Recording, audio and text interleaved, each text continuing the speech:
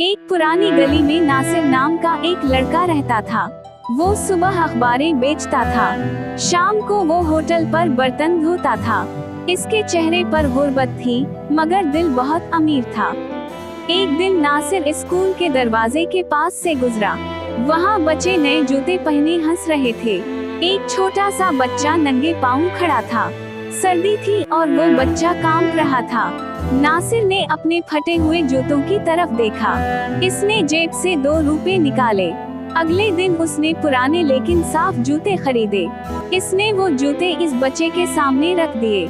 बच्चा मुस्कुरा कर बोला, भाई जान, मेरे पास तो जुराबे भी नहीं। नासिर ने अपना रुमाल फाड़ कर इसके पाँव लपेट दिए। बच्चा खुशी से भाग गया। नासिर के चेहरे पर सुकून आ गया। गुर्बत इसके घर में थी, मगर दौलत उसके दिल में थी।